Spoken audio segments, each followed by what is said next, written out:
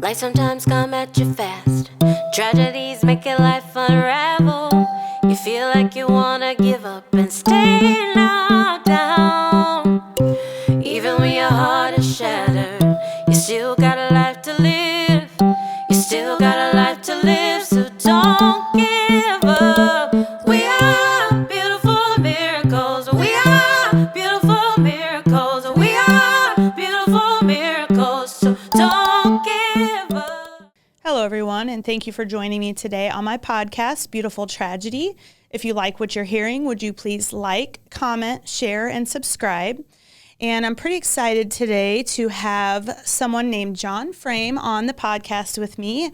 I actually just spoke with him for the first time a few days ago, and I knew when I heard his story that he had a story that was very important and that needed to be shared. So happy to have you here, John. Good to be here. And if you want to just start out telling me a little bit about yourself. Well, my name's John Frame. I live in Edwardsville, Illinois. I'm here. I just wanted to talk about my son, Christian, and the experience that I had, what happened, and the things that I've done to heal and to grow and to help myself adjust to the loss. Yes. And hopefully to be able to help other people. Yes, for sure. So, I mean, is there anything you want us to know about you and your background? Well, I've done a lot of things. My background's all over the place. Like I said, I grew up in Alton, Illinois, moved to Edwardsville. A young age, I was a creative person. I was a cartoonist for the Alton Telegraph in Alton at 8 years old. Oh, wow, that's cool. Did a weekly comic book, a weekly single frame comic strip in the fun page of that paper every Saturday for 3 years. Wow. Until about the 7th grade. So art was kind of always something that I was into. And then I went to SIUE. I was a fine arts and design major. That led me into a career in graphic design and printing, which then in turn led into more creative types of things. I owned a photography studio for over a decade, which I eventually then sold. Mm-hmm. And but then over the course of those years, I got into real estate and which is actually where I'm at now. But then also I run another business where I design off-grid mobile solar systems for RVs, vans, and schoolies.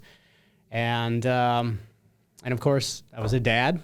I'm still a dad. Yes, you are. Still a dad. Yes, you are. He's not here, but I'm still a dad. Yeah. And, he was involved a lot of that. My whole entire life, ever since I was a kid, I wanted to have kids. Mm-hmm. I had really great parents.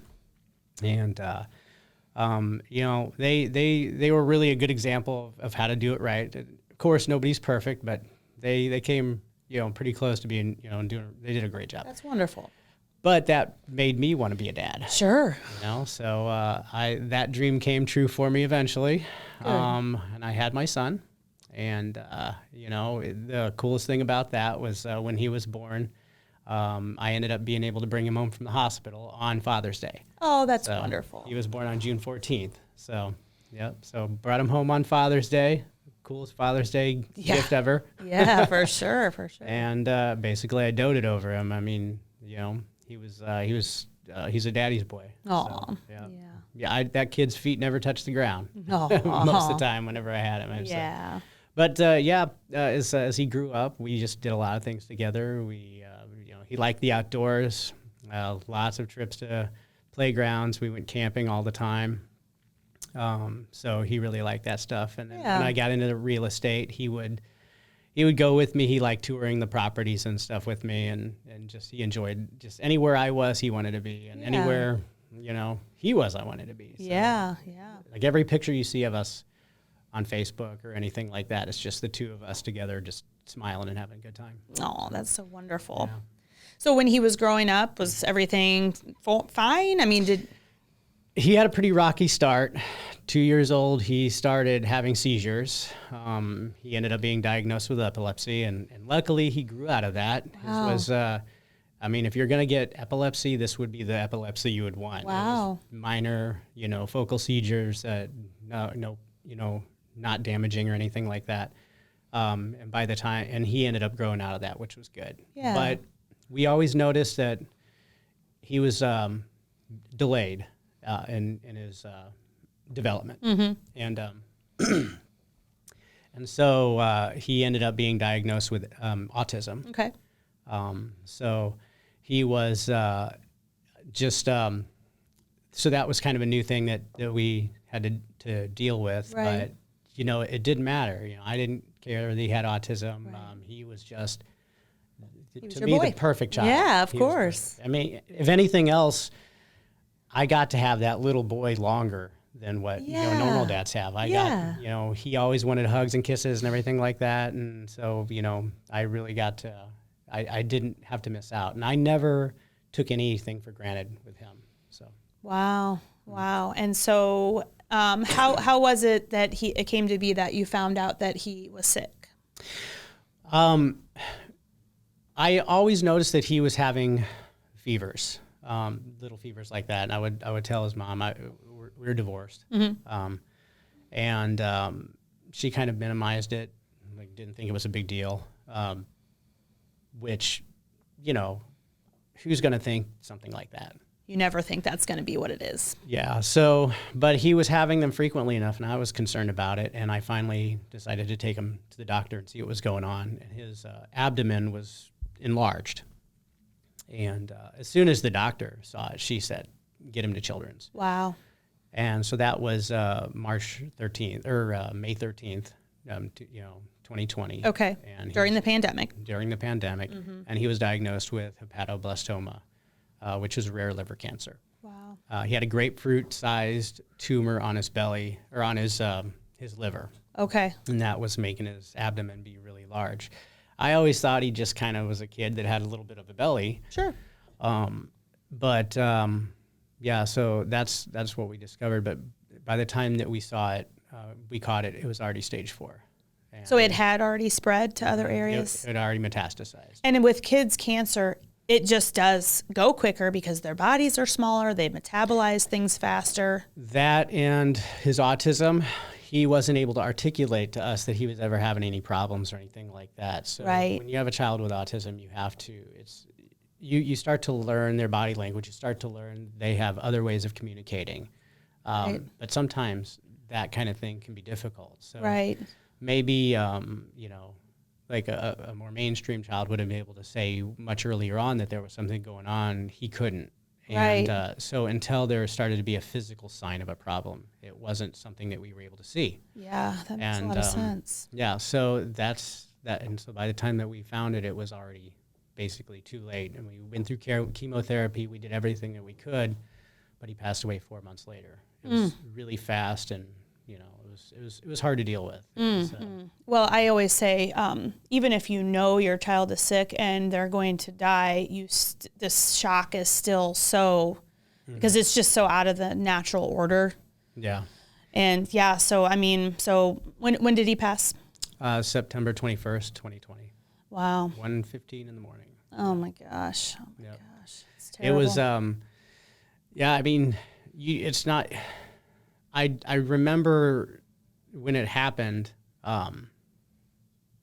we did hospice over at my ex's house. She had more room. I was able to bring my camper over there and stay in the backyard. No, that works. And so Christian was able to spend a lot of time in the camper and stuff like that too, because he loved the camper. The camper was actually a gift from Make-A-Wish. We can get into that, but it was a surprise, but he loved it. And so we spent a lot of time there on those last days. And so it kind of made it possible for us to all be in one space together, which I felt was best for him. Oh my gosh, yeah. So it was like 1:15 in the morning or so, I get that knock on the door. And I knew as soon as I got a knock on the door at that time of the night, I knew what happened. So, I mean, and the thing is you get to a certain point, and this is the hard part as a parent. You get to that point when your child is in hospice, and you know that this is coming. And it's terrible to say, but you're saying it out of love. You're hoping that they go quicker. Sure. You don't want it to drag out. You don't want them to suffer. You don't want them to be in pain. Yeah. You want it to end you don't want it to end, but you want it to end because you love your child enough to know that you need it. You don't want them to have to go through that. We were lucky with Christian's autism. He did not, he didn't understand. He didn't know he was dying. He didn't know what was happening. Wow. And the type of cancer he had wasn't really painful. It was A blessing. it was uncomfortable for sure. And at the end, he needed some pain medication for the discomfort, but it wasn't something it put him through a lot. You know, it was just internally, and it's kind of, with him in the end, it was basically kind of starvation actually. It got him before anything else because he couldn't eat, you know, things like that. So. Wow. Now, so like when he got diagnosed, did you guys tell him that he had cancer, and how did that go? No, we didn't. But okay. We knew Christian, he wouldn't have understood. We could have told him, right. and he wouldn't have understood. He didn't have that comprehension. Right. He understood a lot. He was a smart kid, but sure. There was just, you know, he didn't understand those types of things. So in a way, it's like as much as you could call it a blessing that he didn't understand, you know. I think when you've lost your child, you'll look for any reason or anything that will make you feel a little bit better. In our situation, Jackson had 3 strokes by the time we got to Children's Hospital. And we didn't find out he had cancer till that night. Yeah. And he was already not lucid. So we never had to have that conversation with him. Yeah. And as I was grasping at anything to make me feel a little bit better, you know, the fact that we never had to tell him that he had cancer. He didn't have to be scared. Yeah. He didn't have to be scared to die. You know, I mean, you do what you can to protect your children. And I guess in your case, and same with mine. Yeah. That was one thing that we had. It's just we didn't have to. I think probably even in a worst case scenario, your child being scared has got to be the worst part, and then you can't do anything about it. And then we didn't have to deal with that. I had friends who had a son that died of cancer, and it was a 4-year fight. So I couldn't imagine, you know, how that has. I know personally, her being a friend, that it affected her a lot. Oh my gosh, yeah. And so, not having to have dealt with that portion, with that side of things. Yeah. You know, I don't want to say it made it easier, but it in a sense it did. Yeah. You know, it really did, because one of the worst parts is having to deal with that and explaining to your child what's happening, and we didn't have to do that. Yeah. Oh my gosh. Yeah. So he was happy until the end, smiling the last day. You know, just watching, you know, PJ Masks. You know. Yeah. And, so you know, and then that night he went to bed. And wow. So now, with it being during the pandemic, were you guys still able to celebrate his life? Yeah, we still did. Good. We were able to have the funeral was more intimate, sure. You know, just close friends and stuff like that. We did something a little different for his showing. Christian, I made a huge display with, you know, a video and tons of pictures and everything like that. Christian loved the Minions, loved Despicable Me, which, you know, he, so the funeral, we said, no suits, don't dress up. Everybody come wearing a Minion or Despicable Me shirt. And everybody did. Some people wore Minion costumes. I actually had a blazer and the scarf, and kind of came dressed as Gru. That's awesome. That is so Not cool. dressed as Gru. I mean, it was still, you know, but I just had the scarf and the blazer. Yeah. Just because it was kind of funny, and I had a Despicable Me shirt. So we tried to celebrate his, you know, in such a way that we knew that he would love that. So there were Minion sweet. Balloons, and there were, you know, I just, for a child, I just didn't feel it was right for it to be, I wanted it to be like, if this was a party Christian is at, would he be having a good time? Yes. And so and that's what we made it. And you celebrated his life. We did. Yeah. And, I mean, and you know, I cried every single day. From the, you know, I can still remember the taillights. The day, you know, when he died, they had to, you know, of course, come and, you know, take him away. And I jumped into the back of the van, that we loaded him up into, because I couldn't, and then I had to unzip the the bag and basically give him his last kiss. And so I still remember those taillights driving away pretty vividly, and then I just kind of collapsed and landed, fell on the backyard and just kind of stayed there for about 20 minutes or so. And so I remember it's like, it was, finally I mustered the strength to get up, and basically that was the trend that I took for from that point on until about April of the next year. I just kind of laid there and ate and cried and felt sorry for myself, and I didn't do anything. I didn't work. I just lived off of the savings and stuff. I mean, my bills got behind because I wasn't up paying them. And then I finally got to a point. I mean, I had put on probably 50 or so pounds just laying there, not moving and eating don't mix well. Yeah. So, but finally I was like, this isn't what Christian would have wanted for me. Right. He wouldn't want me to shut down. This is not what he would want for his dad. I spent a lot of time, I was getting counseling. I found that there were a lot of charities, a lot of people around to help when Christian had cancer, when he was going through this. There was people there, what can we do? Take care of a mortgage payment, take care of a car payment, buy you groceries, do this or do that. And then when he died, everybody disappeared. And that's almost when you need the help even more. The most, yeah. So my friends disappeared. And the thing is they didn't disappear because they didn't care about me. But it's really hard for people they don't know what to do or what to say or how to deal with it. And so everybody just disappeared. And so I made a decision that I was going to honor his memory by living the best life I could, by putting as much love and much kindness out there, just doing everything that I could. Christian was always happy and he's always smiling. This kid was just like pure love and pure joy, and that's what I needed to live my life by. So I started to change. I started to prepare. I decided I was going to go on a pilgrimage, a trip around the country using the RV that Make-A-Wish had given Christian.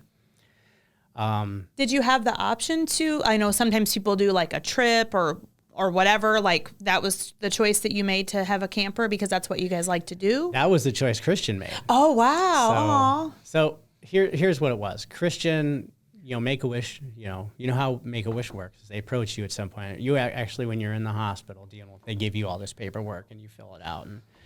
And so we filled out the little slip for Make-A-Wish, and eventually they contacted us. And Christian's wish was to have a puppy. We used to have a dog. We had to rehome because I worked so much, and the puppy had some medical problems. This dog had some allergies and stuff, and it was very expensive. And we loved the dog, but we needed to have her. Yeah, I was in a smaller place at the time, and it just wasn't good. And this was in Newfoundland, so a big Newfoundland, in a tiny space. Right. So the dog's name was Casey Pants. And so Christian always wanted a dog, and he always wanted to name it Casey Pants. And we told Make-A-Wish, and a local insurance agency in Edwardsville donated Casey Pants. We got Casey Pants at 12 pounds, tiny little dog. Mm-hmm. And he named, he's a black lab, named him Casey Pants. I love that. And it's like a comic book name. It's hilarious. It's cute. And Casey just knew to be gentle and kind. So he would lay down on the couch with Christian and just lay there, and Christian would hug him and stuff like that. But man, if I was playing with him, he's crazy. Oh, wow. He was like a support dog almost for him. He was. He just knew to be gentle and kind. They know. So, but then they said, okay, this is a great wish and stuff, but we're Make-A-Wish. We do big things. The little puppy, which is great, but it's not a big thing. So, can you want to come up with another wish? And I was like, man, I don't know what he'd want. And so, Christian didn't understand you needed to do something big. If he said he wanted, hey, Christian, what do you want your wish to be? He'd be like, oh, I want a stuffed animal. Oh, because he didn't understand. He just wanted things to make him happy. Yeah. So they gave me a list. And they weren't doing travel lists because of any kind of travel stuff because of COVID, but Christian wouldn't have been healthy enough for that anyway. Sure. So things on the list were like a room remodel, which wasn't an option, or a hot tub, which wasn't an option. And plus he didn't really, go for this. I already did his whole room. Right. But reading the list to him, one of the things on there was camper, and boy, he stopped me cold and said, "I want the camper." He wanted a camper because he loved to camp. Yeah. I'm like, okay, I'm expecting like a pop-up or something like that. And right. I tell Make-A-Wish, I'm like, okay, this is what he wants. And they're like, okay, what kind of vehicle do you have? And I said, well, I have a 2014 Suburban. It's got an 8,100 pound tow capacity. And like, well, we can do up to a 35-foot camper. I'm like, what? Whoa, that's huge. Holy crap. Wow. I'm like, well, we don't need all that. Right. Me and Christian had already been researching campers anyway, because, I had planned on getting a camper because it was Christian that got me into solar, which we'll get into. But yeah. Got me into solar, and I was going to build up a camper for us so that we can go enjoy weather or enjoy camping without too much interference from weather. Right. His autism and his sensory issues, he wasn't really big on getting wet and things. Sure. So they give us this camper, and we just. I think I got kind of a little off track, but we get the camper, and then I totally lost the. That's okay. Were you guys camping? Were you guys traveling with the camper, or were you? I mean, that's grief brain. Okay, yeah, so it's totally fine. Were you guys? I'm trying traveling? to get it all out. And that's okay. That's okay. So so we got the camper. That was the camper that we ended up doing hospice and everything like that. So anyway. The point, that was the little side story, but that led me to my trip and using that camper to take this trip. And which is a beautiful story. I love this story. So I kind of refer to the trip as it's my pilgrimage, but it was my Christian Frame Memorial trip. Yeah. And so what I did was when I made the decision to live that better life, take care of myself, I used April 4th, which was the date that I was leaving for the trip, as the day I was going to start changing about the way I was going to take care of myself and the way I was going to do things. And I loaded everything up, built a solar system, got it in there, put it all in, and took off. And I did 10,000 miles around the country from Edwardsville all the way to California, down to Southern California. I did Utah, Nevada, Arizona, California, all the way up to Oregon, all the way back. I went through the Rockies, everything. Wow. I did what was called boondocking. So I went out into places where there was no power, no electricity, no nothing. It was just me. You could and nature. because of the solar, because of the solar. Nice, yeah. okay. I could even run air conditioning off of this thing. Wow. And every beautiful space. I mean, these places were they were like God painted them and just set them out. Wow. And so I would spread his ashes in all these locations. And I kept track of the GPS locations because eventually one day when I kick the bucket, I'm going to have it so that my ashes can be spread in those places too, where he is. So beautiful. And but every time I did that, it was like a healing moment. I would go up, I would find the perfect point to spread his ashes. I would talk to him for a while, and I would spread his ashes. And then and it was like, that was our trip. And then when I got back, during my trip, I'd lost 30 pounds in 7 weeks. Wow. So because you were eating better? You weren't just laying around eating, I was right? eating better. We were doing hikes. I was mobile. I wasn't just shut down and dying. I was fulfilling that promise. Wow. And then when I got back, I continued that. And it was during that time I started my YouTube channel, and just got to, kind of continue on these things. That trip and all the things that I did because of that led me into other things like my business for building solar systems. Mm-hmm. I always kind of refer to that as like a gift from Christian, because I don't know that I would be in that if it wasn't for him. Right. Probably wouldn't be. Right. Casey Pants, the pup, man, that dog saved my life. Sure. I mean, he was who I was able to take care of. I needed somebody to take care of, and he was able. Sure. He was the one I took care of, and he took care of me. Right. He went on that trip. That dog's been to more places than most people. Wow, that's awesome. So it was just you and the dog? Just me and the dog. That's amazing. And by the way, he's 97 pounds now. Wow. So he went from this tiny little thing to he's a beast. Wow. I mean, this dog walks around with trees in his mouth. It's crazy. He's just so kind, and he's just gentle and loving. He's a great dog.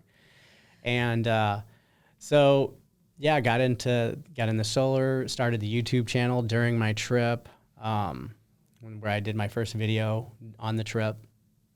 And everything that I've done now is, what would I make Christian proud?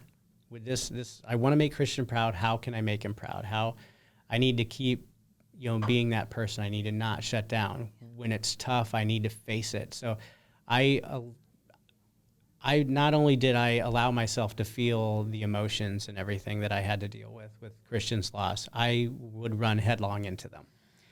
And because I believe that it's really important not to run away from your feelings. It's a horrible thing to lose your child, but that's one way that you could honor him, is by allowing yourself to feel it, everything. And so that's what I did. And so I would let myself cry. I'd cry every day.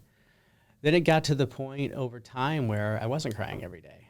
And then you have to remember, not crying doesn't mean you're not loving them. It means you're getting stronger. You're not moving beyond your child. Your child is always going to be a part of you, is always in your heart, but Christian is always with me now. Yeah. Every day, everywhere. He's right here, Right. And so I draw strength from him every single day to keep moving. It's still hard to get up in the morning. Sure. It's only been 16 months. Right. But he's my guardian angel. He puts his hand on my shoulder, and then he kicks me in the butt and tells me to get up. And so I do. Yeah. So how did you know how to do that? It just felt right. I had counseling, and it was with Glenn, and he taught me about the cave work. And I spent a lot of time in the back of that cave, up against that wall, not wanting to move. But once I started to move off that wall, I knew that I couldn't go back. Yeah. I wanted to be able to. There were goals and things in life that I want to do, and promises that I was always wanting, that I made to Christian, that I wanted to do. That even though he's not here, they were still promises that I made, and I still needed to fulfill them. And so I decided I needed to live my life. So shutting down and grieving and laying there, sure, you love your child. That's why that's happening, but the best way that I feel like I could honor him is by not laying there and crying and grieving all day. Right. When I get up and I move and I go to work and I do all these things that I do and I smile, that smile is for him. Yeah. So. And that was a part of your process. You probably couldn't have really done it any differently, because then you saw, maybe this isn't the way I want to do it. Yeah. And I was thinking about, when you said, you changed your mind and you decided you wanted to live for him. Did something happen, or was it just like a light bulb kind of came on? It just, I just look at his face. I look at his pictures every day. I talk about him every day. I watch videos. Every Christmas, I've done 2 Christmases without him, and I have a little tradition. I was lucky because I was this guy that was, with my photography background. I've been taking pictures since I was 18. I have just thousands of hours of footage of him. I have, probably 50, maybe not about it. I probably at least have 20,000 pictures of him on my phone. Wow. And so I have videos from all his Christmases going back from when he was a baby. So I'll sit down on Christmas Day and I will watch all his Christmases as a tradition. I love that. And then every Sunday I have these traditions. Like every Sunday I'll watch one of the Minion movies. Because we always had the Minion movies going. So I'll watch one of his movies. And for a while every morning I'd go in and tell him good morning into his bedroom, and then I'd do his prayer at night with him in his bedroom. And I don't go in the bedroom in the morning anymore, because I've kind of gotten to a point where I don't have to anymore, but I still go do the prayer every night. Right. And I don't worry about, to me, that's a healthy thing. Eventually I'll get to a point where I won't do that. Sure. But when I'm ready to not do that, it's going to be okay. And I shouldn't be upset if that happens, because that just means I'm taking another step. Right. You're trusting the timing and the process. Yeah. So, it's just kind of one of those days. I mean, as you're healing and you're moving on, and Christian's always going to be a part of my life, and I'm trying to start also this foundation. Right. There's a lot of different ways that I can honor him. Yes. There's a lot of different ways that I can heal, and just not to be afraid of those steps, and to understand that, eventually if I get to a point where I'm not crying, if I'm not, it doesn't change the fact that this profound effect that he had on my life. And there's people out there that never get the opportunity to have children. And I had this amazing little boy for 14 years. Right. He's 14 years old when he died. Right.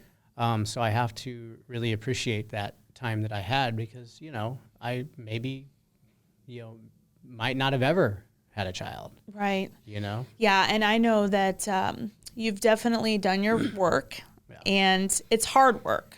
Yeah. But I refer to Glenn probably at least once every podcast, because he has profoundly affected me too. And one of my favorite Glennisms is, if you replace the word hard with important, it changes how you approach things. So yes, this is hard. And he even said, doing grief therapy is like touching a hot stove. Yeah. A lot of people don't like to do that, but I think you and I are both on the same page, and you realize that not talking about it doesn't make it not exist. Yep. And I said earlier, it's the more you face your grief, the more you face this pain, it's kind of like working out. Yeah. When you lift weights and your muscles get stronger, you can lift more weight.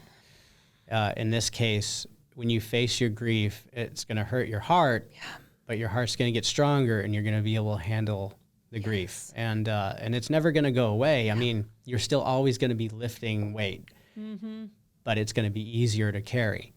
And that's the way your grief is if you face it and you don't run from it, you're going to be able to learn to handle it and deal with it and carry it, because you're always going to be carrying it. Yeah. And it's so it's important to know that as you move forward, and maybe on the surface everything looks great and stuff like that, and maybe things are eventually going to be great again. Right. You'll be happy again. It's just it doesn't, but you're always going to carry that love, and you're always going to carry that pain. Right. And so it's like, you were talking about Glenn, and, Glenn, most people cannot understand what it's like to lose a child. Right. And Glenn doesn't have a child, but he's been doing this for so long. If anybody understands it as close as the actually possibly happening, I think he does. Yes. And you can tell about his compassion and how much he cares about this stuff when you talk to him. And Glenn's just amazing. Oh my gosh. He made it possible for me to kind of lay down this architecture that allows me to move. I mean, he's kind of the foundation that I started with that made all this happen. I don't know if I could have gotten to this point without him. I agree completely. And I actually, I get mad at Glenn sometimes with so much love, but I'm like, Glenn, you just make it seem like it's so easy. And then I was watching this show on Netflix called Afterlife, and it talks a lot about death and grief. And Ricky Gervais was talking to the therapist, and he said, you make it sound so easy. And I'm like, okay, well, first of all, I'm not the only one. Glenn said something one time that really ticked me off. But guess what? He was right. Yeah. I just was not at the level to hear what he was saying. And so really kind of in the way we challenge each other, there's so much mutual respect for him. Yeah. And even though, no, he doesn't have children. I mean, he has, as he says, walked many children into heaven, and, just that visual. And yes, obviously, I can't speak on therapy enough obviously it's had a big effect on you too. Yep. I mean, it's like I said, I don't know if I'd be where I am without him. Right. Right. So tell me about the Christian Frame Foundation. So the Christian Frame Foundation, like I was saying earlier, I saw a big gap. Yes. And once you have all these charities and foundations and stuff that are there to help you during that time, during cancer, during all of that, you're kind of out front and people are noticing. But afterwards, once Christian died, everybody disappeared. there's no charities. There's no foundations that help you. Nothing. Your friends disappear because they don't know how to deal with the grief. They're around for a little while, but eventually they kind of fade off because to them, after a few months, their perspective is, this had been forever ago, But for us, 2 years down the line, it can still be like yesterday.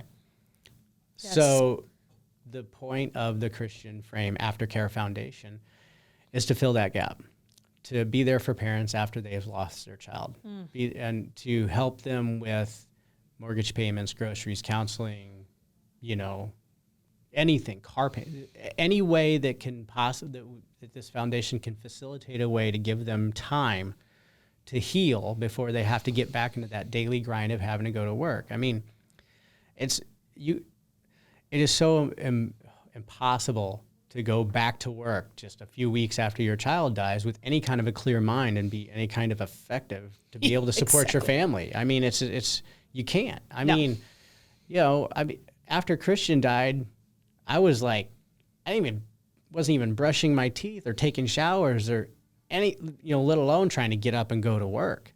I mean, my bills got behind because I just couldn't find the motivation to sit up at a computer and pay them.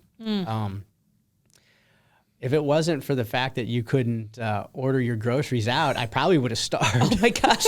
Well, I'm glad you didn't. So I was able to take care of all of that. Right. And but I know, and I've talked to a few other people, friends that have lost children, and they want to help. Oh my gosh! But I'm still trying to form the foundation. It's so early. Mm-hmm. I'm just trying to raise that the money to get things going. But I want to be able to, Christians has gone, but I want to make sure that none of this is for nothing. Yes. It's, I've donated playground equipment over, his favorite playground in Edwardsville. There's a big yellow plane over there, and the kids just love playing on it. And it's got a plaque with his name on it, and that's one little thing where, his name continues. And then this foundation is a way that, maybe Christian will be helping people long after I'm gone. And people will remember that. Yeah. Because when you're in just beside yourself grief and somebody wants to come alongside you and make it even just this much easier, because you and I both know we cannot take the pain away for another person, but we can talk to people and help them kind of learn a possible path to deal with it. I get Glenn on board. Glenn's on board with it. For we sure. kind of sort of came up with this thing during our sessions. His counseling kind of helped me develop it. Yeah. And to be able to make it possible for people to continue just by, because it's one thing when somebody tries to talk to you and try to help you, but it's another thing when they have a really intimate understanding of what you're dealing with. Yes, and no one understands it like another lost parent. And, my husband actually had to go back to work 2 weeks after Jackson died. Yeah, and see, that's just... It was terrible. Mm-hmm. And I'll be honest, I've spoken pretty openly about this. We did not have life insurance for Jackson. Yeah, I didn't either. Well, we just never thought our child would die. Why would you think that ever? Right. Well, guess what? We have life insurance for Ivan. Yeah. But, when I think about, oh my gosh, if we had even a $25,000 policy... It's so small how much it cost and how it could have just relieved so much for us. Well, it's like after Christian died, when Christian came in, when he was diagnosed, I had money in the bank. I had some savings. Then when Christian got cancer, there was a GoFundMe. I would push that GoFundMe. Right. People don't know. They just think you have insurance, right? There's so much that is not covered. They don't even know about. And then you don't think about, okay, even if a lot of medical stuff is covered and things like that, I wasn't able to go to work because of chemotherapy, having to care for him. Christian, once you get to that point, your child is so dependent on you being there, and then you want to be there because you don't know. And so all of that, the between the health insurance covered a little, the GoFundMe and my life and my savings, basically it eventually was completely wiped out to the nothing left. I mean, 49 years old, I basically am starting over. And so it's like, the GoFundMe gave me the ability to be able to take that trip and to heal so I could get back to being a productive member of society again. I used most of that, of course, was almost all of it really went to medical bills and basically buying anything and everything Christian's heart could desire while he was in that 4-month period of time. I mean, if he wanted a toy, if he wanted this or he wanted that, if he wanted ice cream, I didn't care what it was, he got it. Absolutely. And because you just don't say no. Yeah. And so there's that side of things people don't think about. I mean, you basically become the most massive spoiler possible when your child is in that way. You do all the bad things that you say you should never do as a parent, but you spoil it. I'm pretty sure you're never going to look back and regret that. Never. He had everything. Right. And so, you spend a lot of money doing that. You spend a lot. Then you're paying your bills and stuff. And I worked for a company that basically they could not grasp. They kept telling me, you need to tell us, when you're going to be able to do this, when you're going to be able to do this. I can't tell you any of this. And eventually they fired me. Wow. At the worst possible time, they fired me. And I had been a good and valued employee up until that point. And there was no love for that company. And well, our the bereavement policy in the United States is, I think, ridiculous. But you get maybe 1 week of paid work. Yeah. Well, in that there is the I'm trying to remember this policy that basically says FMLA. Yeah. They'll protect your job, right? Yeah, but they don't, because they don't protect your job unless the company has over 50 employees. Oh. So if it's anything smaller than that, it's just like you're up the creek. They say sorry. Yeah. They don't protect your job, and so that's what happened. They were just under the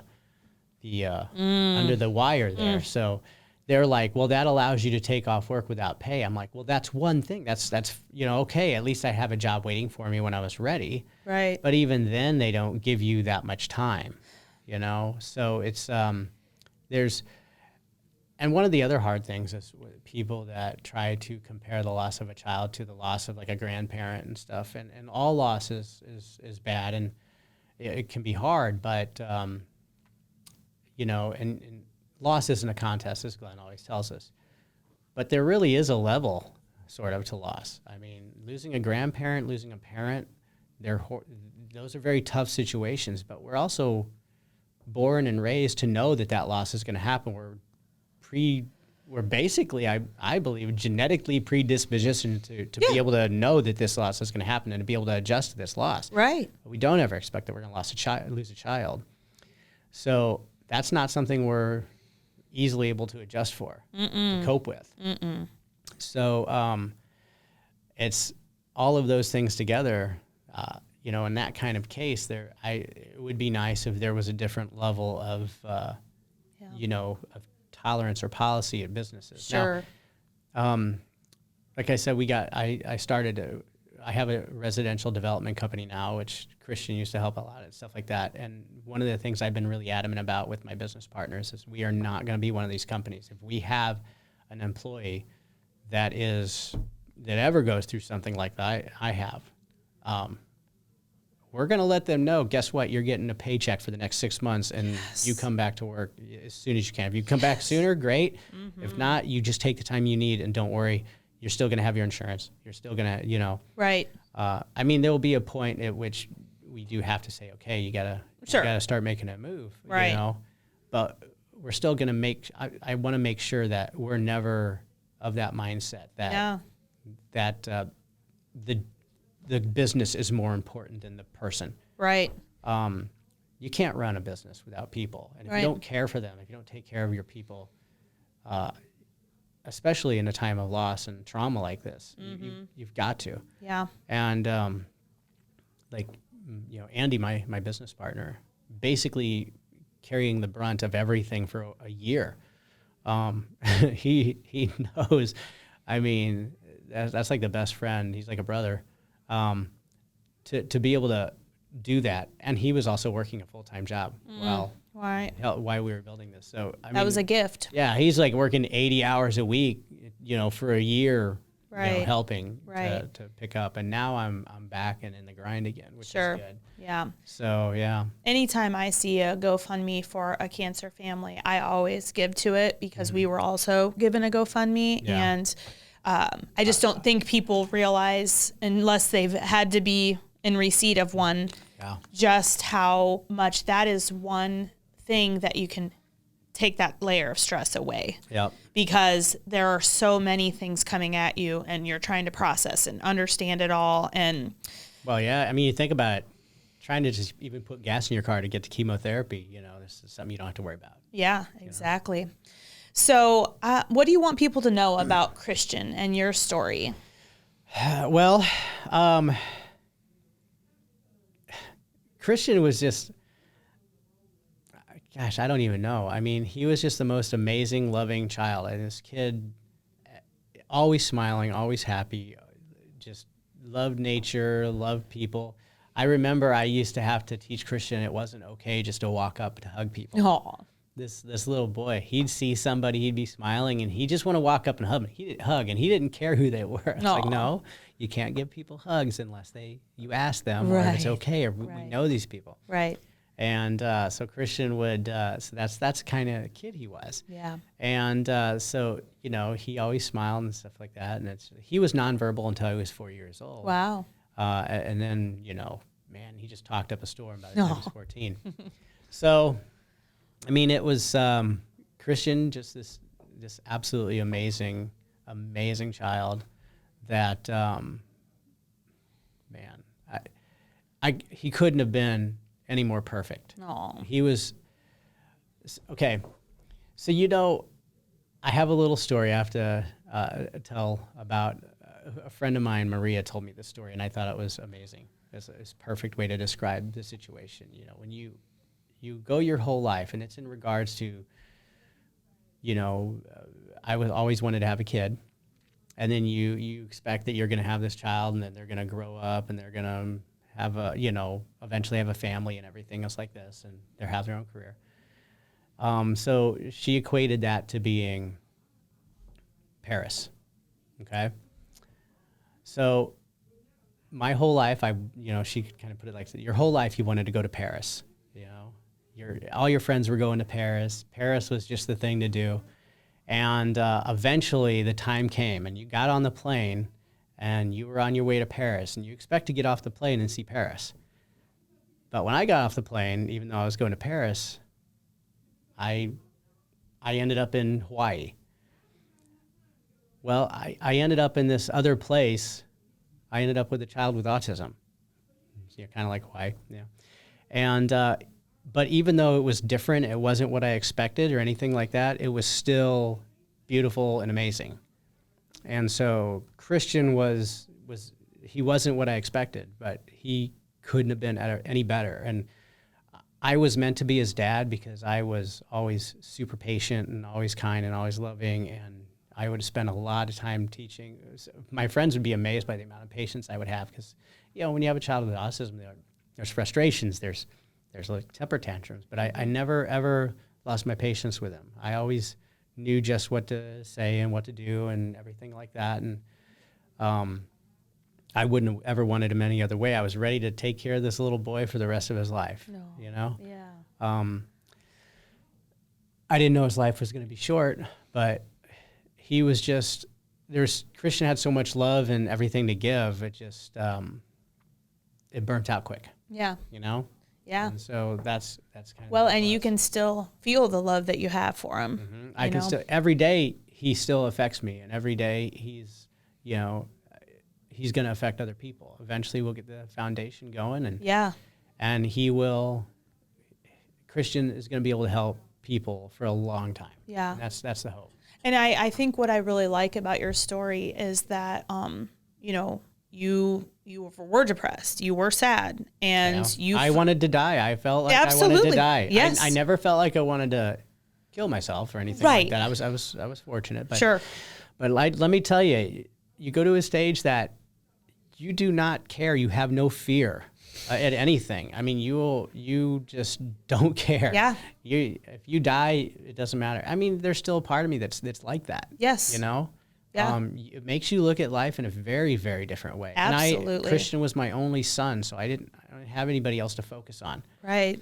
And so that stuff affects you in a really profound way. So it was really difficult for me to pick up and keep moving again. Yeah. And I mean, I definitely feel that I'm not scared. Mm-hmm. And me neither. That's partially how it is that I even came to do this podcast. Yeah. Because I felt like I had something to share, and it was a way for me to honor Jackson and tell his story and talk to other parents. And I have found something that I didn't know I had. Yeah. And it's the title, Beautiful Tragedy, that I found beauty in a tragedy. And I want to let the message be clear that you can do that. Well, it's hard. And not having that fear that we don't have anymore of basically you don't fear anything. That's kind of a beautiful thing because it's very freeing. It makes you have the ability to do things that you never thought you could do. Yes. Because just as people, fear holds a lot of people back. Oh, yeah. From doing things that could be really great. And when you are in our situation and you don't have fear, you can be that. I'm going to break off a comic book reference here. You can be that daredevil. You can be that without fear. And, and so it's that's allowed me to do a lot of things like the YouTube channel or the trips by myself. And things that I probably wouldn't have done before. Now I do. And it's made me a much more adventurous, definitely a much more interesting person. Sure. Oh my gosh. I mean, I was blown away when I heard your story. Yeah. I knew that you needed a platform to share it. And, the way I wrap up every episode is there's a quote by Ram Dass, and it says, "We're all just walking each other home." Yeah.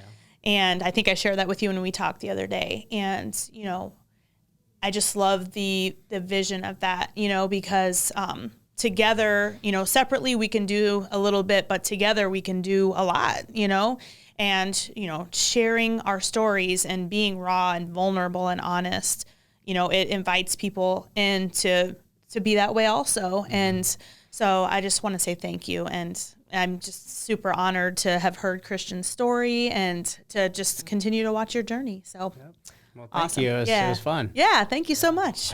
Hopefully I put out a lot of information out there. No, it was great. I'm sure I could still talk for several more hours. But. Well, we try to keep it at 50-ish minutes. So anyway, so thank you so much. It was great. Thank you. Yes.